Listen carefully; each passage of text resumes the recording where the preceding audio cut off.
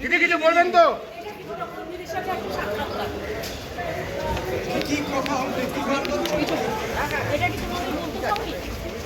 আলোচনা হয় সেটা কি আপনারা কখনো আপনাদের এডিটোরিয়াল মিটিং এর কথা বলেন? কিছুই না, দলটাকে শক্তিশালী করা, সবাই একসাথে কাজ করা, দুটো সিটি আমাদের জিততে হবে, ভালো করে কাজ করতে হবে। দিদি রাজনাথ সিং আজকে মালদা এসেছিল।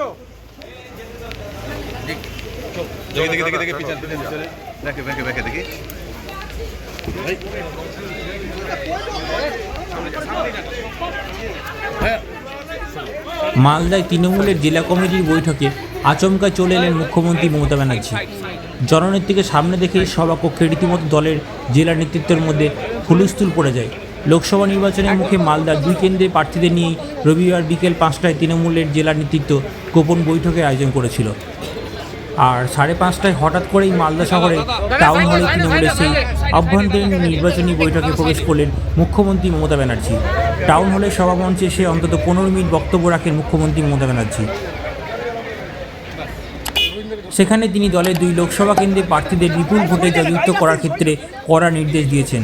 পাশাপাশি মুখ্যমন্ত্রী মমতা ব্যানার্জি জানিয়েছেন, বিজেপির প্রতারণার ফাঁদে যাতে দলের কোনো নেতানেত্রী এবং কর্মীরা না পড়েন।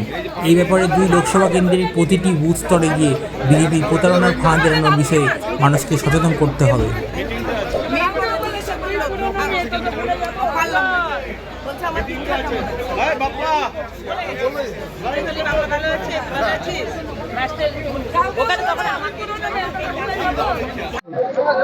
আমাদের আগে থেকে নির্বাচনী যে কমিটি আছে উত্তর মালদা এবং দক্ষিণ মালদা, সেই নির্বাচনী কমিটির সভা ডাকা ছিল এখানে।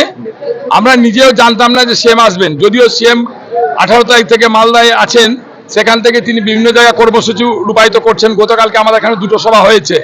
আজকে আমরা নিজস্ব সভা ডেকেছিলাম মালদা জেলার, সেই সভাতে হঠাৎ করে তিনি এসে উপস্থিত হয়ে গেছেন। তিনি যেভাবে দলকে নির্দেশ দেন, এই নির্বাচনে উত্তর মালদা এবং দক্ষিণ মালদা 2টো সিটি আমরা জিতব, তিনি এটাকে আরো শিওর করেছেন। আমরা বলেছি সবাই মিলে শপথ নিয়ে যে বিজেপি মানুষকে বিপদের মুখে ঠেলে দিচ্ছে, যে বিজেপি পশ্চিমবঙ্গ সহ মালদার গরিব মানুষকে মৃত্যুর মুখে ঠেলে দিয়ে তাদের টাকা বাজেয়াপ্ত করছে, সেই বিজেপির বিরুদ্ধে মালদার মানুষ দিদি আমরা এক আছি।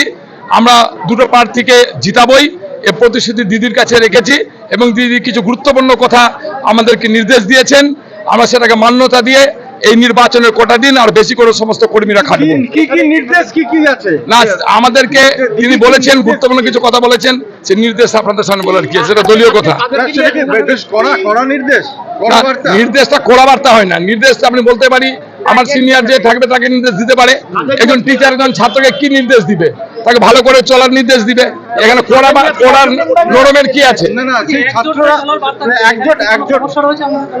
একজোটের কথা বলেননি, আপনাকে শুনতে পেয়েছেন যে একজোট কথা তিনি বলেছেন, দলীয়ভাবে কিছু নির্দেশ দিয়েছেন, সেটা আমরা পালন তো করছি। দলটা নির্বাচনটা ভালোভাবে করার জন্য তিনি বলেছেন। না, এমন কোনো কথা নাই। ভীষণ আপ্লুত এবং নিজেদের দায়িত্ব সম্পর্কে আরো সচেতন হলাম। উনি আমাদের যেভাবে নির্দেশ দিয়েছেন আমরা সেটা ফুললি পালন করার চেষ্টা করব। এবং সবথেকে বড় কথা হচ্ছে এই ধরনের মিটিং সাধারণত উনি করেন না, কিন্তু ভোটের মুহূর্তে আমাদের একটা এক্সট্রা এনার্জি তিনি দিয়ে গেলেন, এক্সট্রা অক্সিজেন দিয়ে গেলেন। সবাই একসঙ্গে যদি আমরা ওনার এই আদেশ পালন করে যদি ভোট ময়দানে আরও এই কয়েকটা দিন ভালো করে প্রচার করি, তাহলে আমাদের ধারে কাছে বিরোধীরা আসতে পারবে না। আমি আন্তরিকভাবে ওনাকে শ্রদ্ধা জানাই এই মিটিং করার জন্য।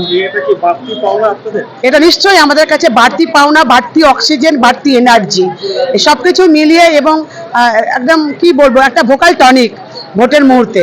এবং সবাই যারা ছিল এখানে উপস্থিত ছিলেন, আমরা মনে এখানে মূল নেতৃত্বরা যারা ছিলেন সবাই একটা মূল নেতৃত্বেই ছিলেন, প্রধান থেকে শুরু করে সভাপতি, সহকারী সভাপতি, জেলা পরিষদ, জেলা কমিটি, তারা ছিলেন মেন যারা লিডারশিপ, তারা সকলেই ছিলেন। এবং দিদির আদেশ আমাদের সকলের কাছে এটা নির্দেশ, ফলে আমরা আশা করছি যে আজকের মিটিংটা হওয়া খুব ভালো হয়েছে। দিদি, এই যে হঠাৎ এই জরুরি বৈঠক, 2 প্রার্থীর হয়ে কি বার্তা দিলেন? দেখুন, প্রার্থীকে আমাদের জেতাতে হবে, 2 প্রার্থীকে আমাদের জেতাতে হবে, এটা হচ্ছে মোদ্দা কথা। এবং সবাই যেন আমরা নিজেদের যতটুকু আমাদের দেওয়ার সেটা যেন পার্টিকে আমরা দিই, পার্টি আমাদেরকে দিয়েছে, রিটার্ন আমাদেরকে পার্টিকে দেওয়া উচিত, সেই বার্তাই তিনি দিয়েছেন।